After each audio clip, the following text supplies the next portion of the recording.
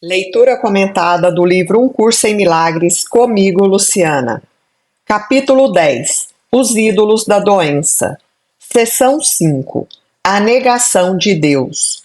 Os rituais do Deus da doença são estranhos e muito exigentes. A alegria não é permitida nunca, pois a depressão é o sinal da aliança com ele.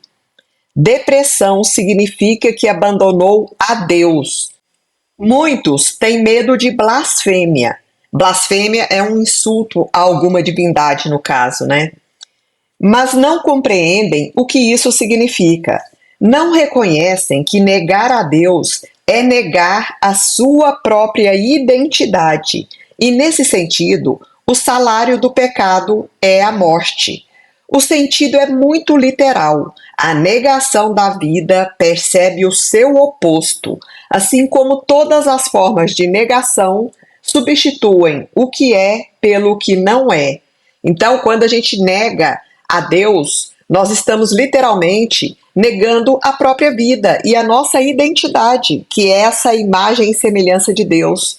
E a gente negando a vida, negando a Deus e negando a nossa própria essência divina, nós estamos percebendo unicamente a morte. Aí eu acho que é onde entra o medo da morte, que a gente acredita que tudo termina quando a gente morre e que não tem uma continuação, porque a gente está tão negando tanto a Deus, negando a vida, negando a nós mesmos, que a única interpretação que a gente vai ter do final desse processo aqui, dessa existência, é a morte e o fim de tudo. Ninguém pode fazer isso realmente, mas é indiscutível que você pode pensar que pode fazer e acredita que já o fez. Não se esqueça, porém, de que negar a Deus inevitavelmente resultará em projeção e acreditará que outras pessoas e não você mesmo fizeram isso a você. Tem que receber a mensagem que dá, porque é a mensagem que você quer.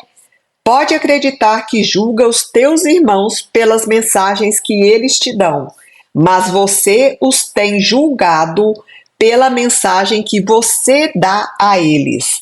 Não lhes atribua a sua negação da alegria, ou não poderá ver neles a centelha que traria alegria para você. É a negação da centelha que traz depressão, porque sempre que vê os teus irmãos sem ela, está negando a Deus. A centelha é o quê? É o Deus que habita cada um de nós, é a nossa luz, é toda a nossa potencialidade. Essa é a centelha divina, é o nosso eu superior, é a nossa melhor expressão, na verdade, que deveríamos estar expressando, né? Mas quando a gente nega isso nos outros, a gente nega isso em nós mesmos e dessa forma, consequentemente, estamos também negando a Deus. A aliança, a negação de Deus é a religião do ego. Então o ego vai pregar isso nas nossas mentes o tempo inteiro, que tem que negar a Deus, que tem que ter medo dele, que a gente é pecador, que Deus não está aqui dentro de cada um de nós, que ele está longe, bem distante. Então são esses pensamentos que o ego faz a gente acreditar para nos enfraquecer e ele continuar manipulando as nossas mentes e as nossas vidas, consequentemente. O Deus da doença, obviamente, exige a negação da saúde, pois a saúde está em oposição direta à sua própria sobrevivência. Mas considera o que isso significa para você. A não ser que você esteja doente, não pode manter os deuses que fez, pois só na doença te seria possível querê-los. Então ele está nos trazendo que quando estamos doentes, nós estamos mantendo os deuses equivocados, outros deuses, né? No caso aqui o Deus da doença, porque é unicamente quando estamos doentes que a gente vai querer que esse Deus da doença seja validado na nossa vida. A blasfêmia é, então, autodestrutiva e não destruidora de Deus. Porque quando a gente nega a Deus, é uma blasfêmia, estamos blasfemando contra Deus. E isso provoca a nossa própria autodestruição. Mas essa blasfêmia, essa negação de Deus, não vai fazer com que Deus deixe de existir. Então ela não destrói a Deus. Na verdade, ela destrói cada um de nós que está negando o Deus que existe, que habita em cada um de nós. Ela significa que você está disposto a não conhecer a ti mesmo para estar doente. E conhecer a nós mesmos é conhecer a Deus. Esse é o oferecimento que o seu Deus exige, porque, tendo o feito a partir da sua própria insanidade, ele é uma ideia insana. Então, esse Deus que a gente construiu aí e materializou na nossa vida, na forma de doença, é o Deus da doença. E é uma ideia insana. Ele tem muitas formas, mas embora possa parecer ser muitas coisas diferentes, não é senão uma mesma ideia, a negação de Deus.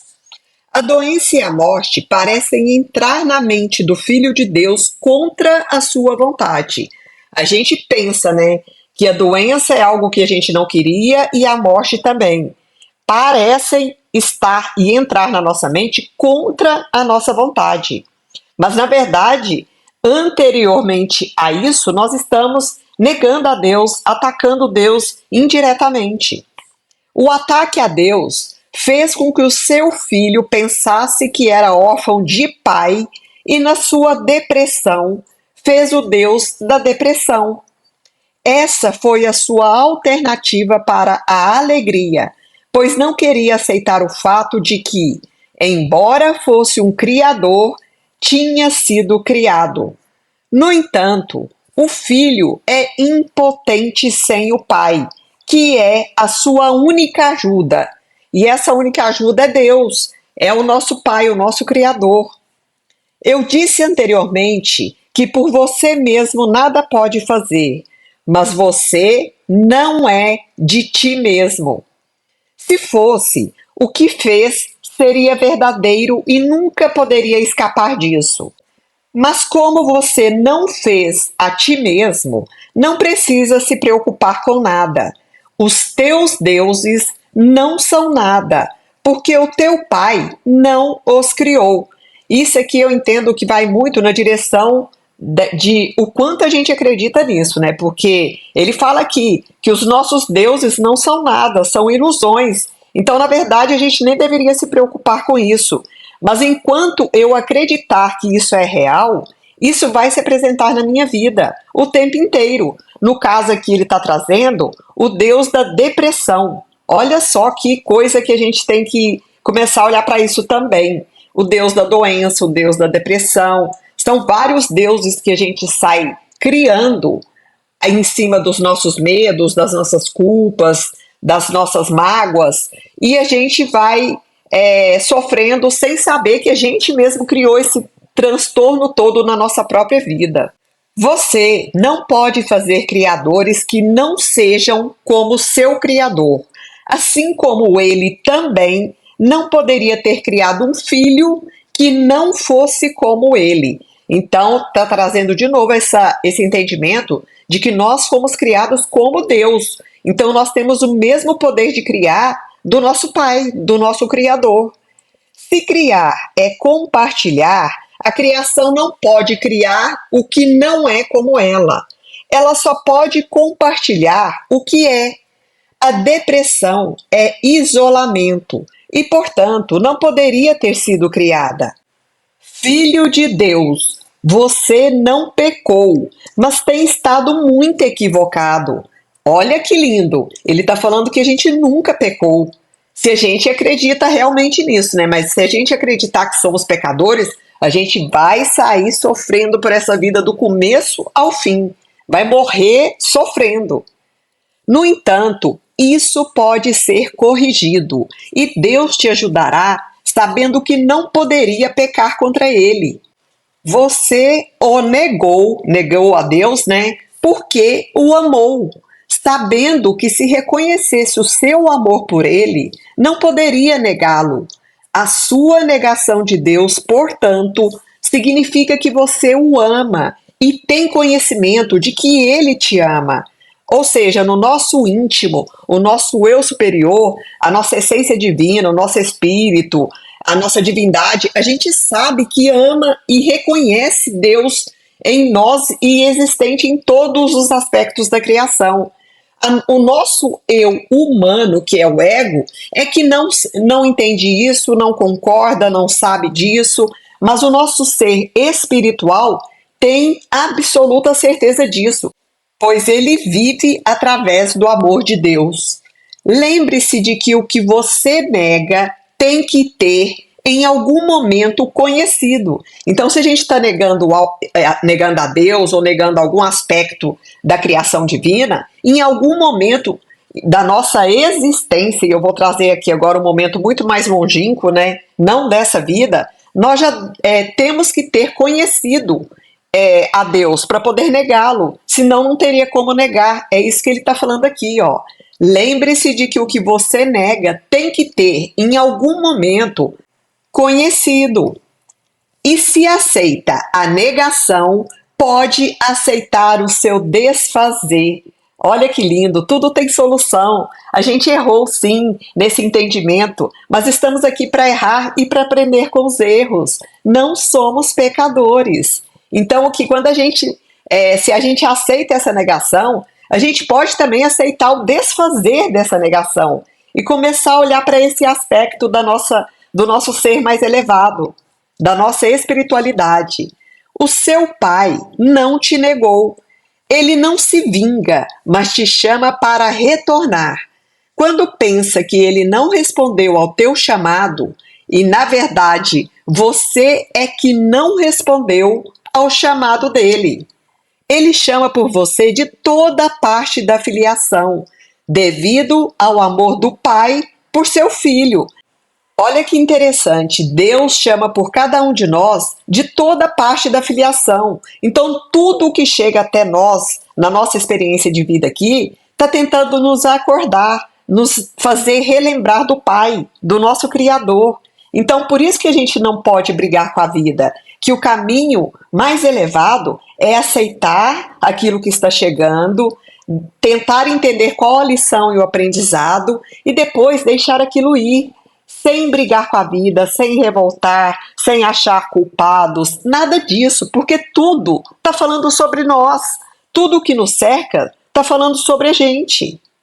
É muito bonito isso daqui. Ele chama por você de toda parte da filiação, devido ao amor do Pai por seu filho. Se ouve a sua mensagem, ele te respondeu, e você aprenderá com ele se escutar corretamente. O amor de Deus está em tudo o que ele criou, pois seu filho está em toda parte. É aquilo que eu já falei anteriormente. Eu entendo, até onde eu já li, que nós somos todos o Filho único de Deus, expressados aqui na multiplicidade. Então aqui, ó, pois seu filho está em toda parte. Somos nós, cada um de nós aqui é uma parte dessa consciência crística. Olha com paz para os teus irmãos, e Deus virá correndo para o seu coração, em gratidão pela sua dádiva a ele. E por que ele está falando isso?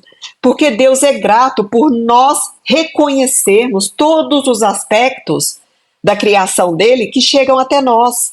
É por isso que ele diz que Deus virá correndo para o nosso coração em gratidão pela dádiva desse reconhecimento que a gente está dando.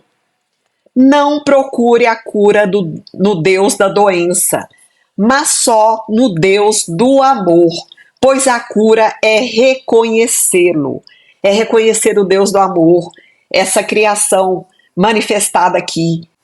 Esse é o único caminho de cura para todas as doenças, para todas as insanidades, para todas as ilusões. Enxergar tudo com o amor. Quando reconhecermos a Deus, terá o conhecimento de que Ele nunca deixou de te reconhecer e que no seu reconhecimento que Ele tem de você, ou seja, no reconhecimento que Ele tem de nós, está o nosso próprio ser, de cada um. Não está doente e não pode morrer. Por que ele está falando isso? Porque a doença é a negação de Deus em algum aspecto, em algum nível, e a gente não pode morrer, porque somos seres espirituais, somos seres eternos, infinitos. Mas você pode se confundir com coisas que podem morrer.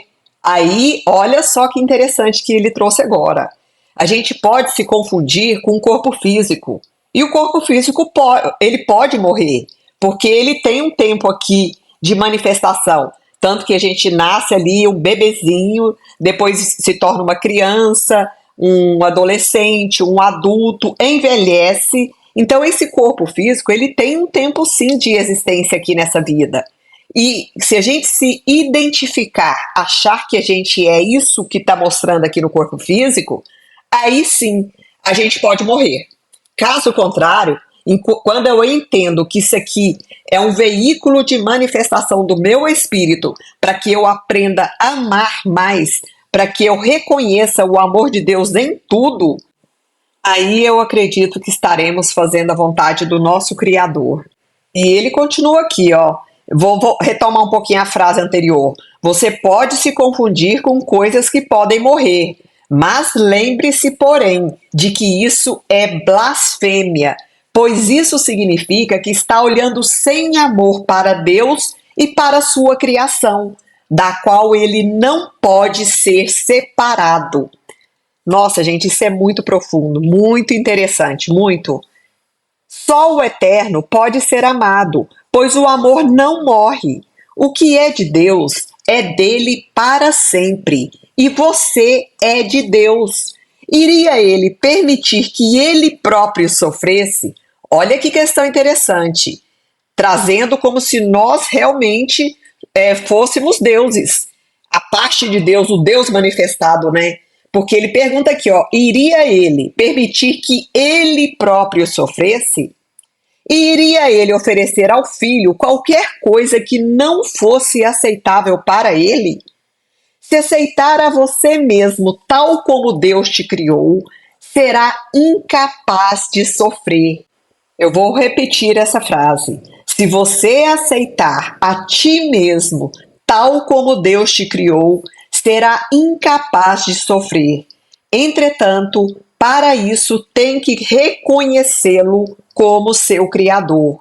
Não porque vai ser castigado de outro modo, mas meramente porque o teu reconhecimento do teu Pai é o reconhecimento de você mesmo tal como é. Teu Pai te criou totalmente sem pecado, totalmente sem dor, totalmente livre de qualquer tipo de sofrimento.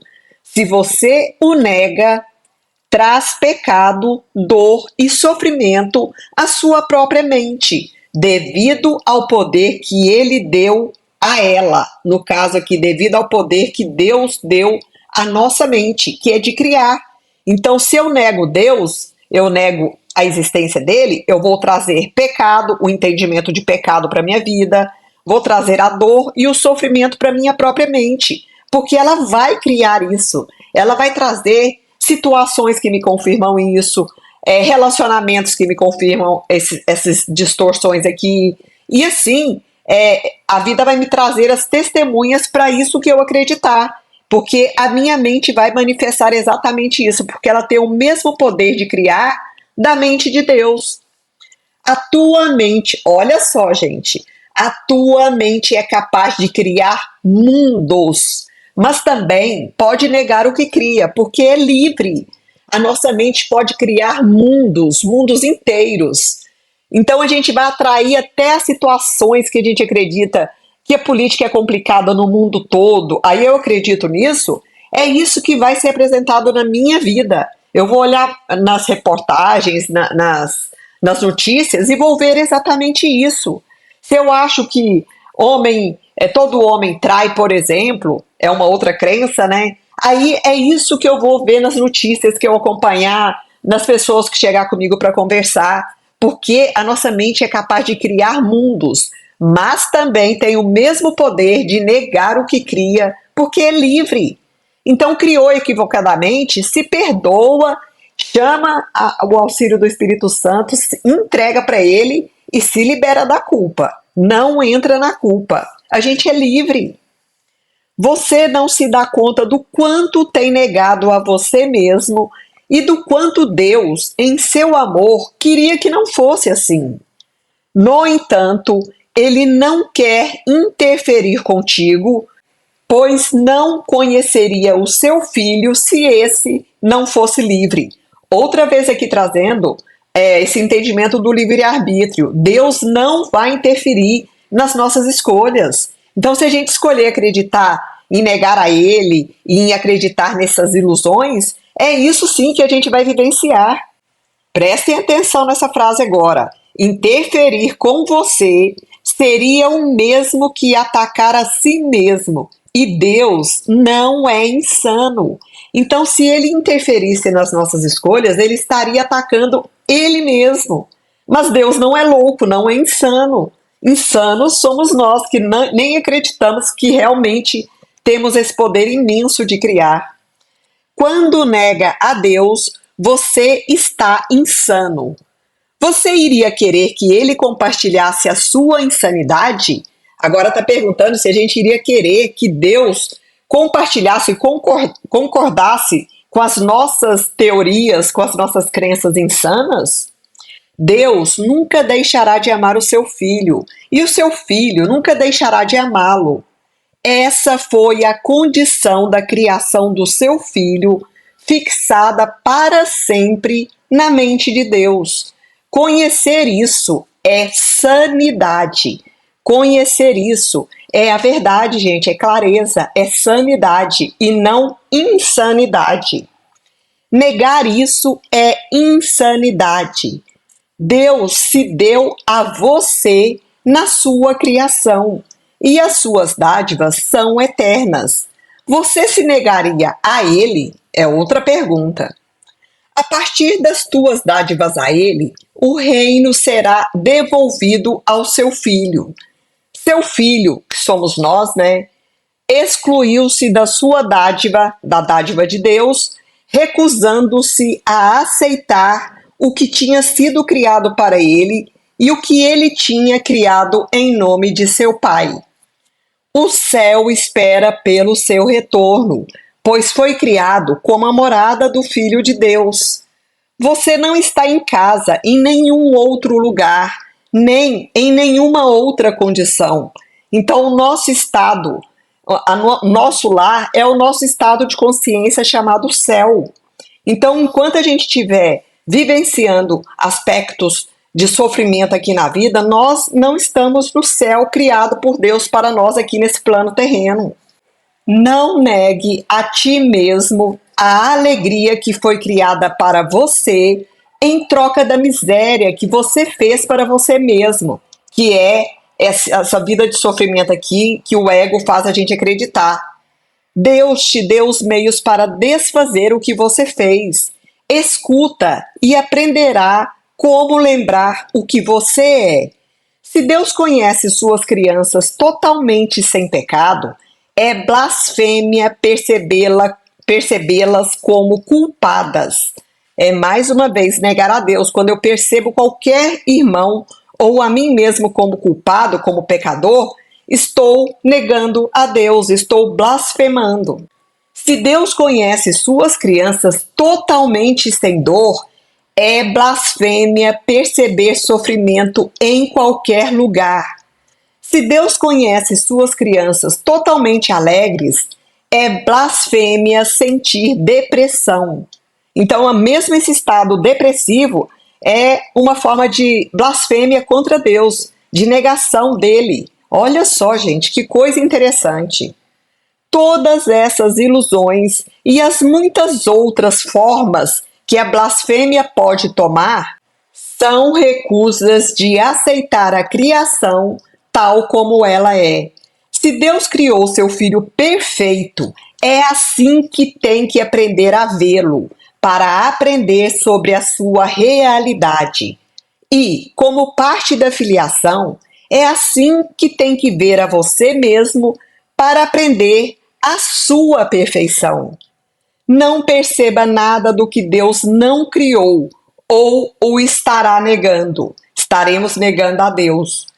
A sua é a única paternidade e ela é tua, porque ele a deu a você. Eu vou retomar essa frase aqui. A paternidade de Deus é a única verdadeira, porque ela é sua, ou seja, é nossa. Só porque ele mesmo a deu para você. As tuas dádivas a ti mesmo são sem significado, mas as tuas dádivas às suas criações são como as de Deus, porque são dadas em nome dele. É por isso que as tuas criações são tão reais quanto as criações de Deus. Entretanto, a paternidade real tem que ser reconhecida, se é que se há de conhecer o filho na realidade. Então, nós devemos reconhecer unicamente a paternidade de Deus, que ele é a causa suprema de tudo, e não outros aspectos aí, outros deuses ilusórios que a gente cria para justificar essa necessidade que a gente tem de estar negando a Deus o tempo inteiro, mesmo que a gente não admita isso. Você acredita que as coisas doentes que fez são as suas criações reais, porque acredita que as imagens doentes que percebe são os filhos de Deus. Olha que interessante, gente. A gente percebe essa aparência que a gente vê aqui nesse formato do corpo humano, que somos cada um de nós, como algo verdadeiramente real, né? Só que nós não somos seres materiais, nós somos seres espirituais.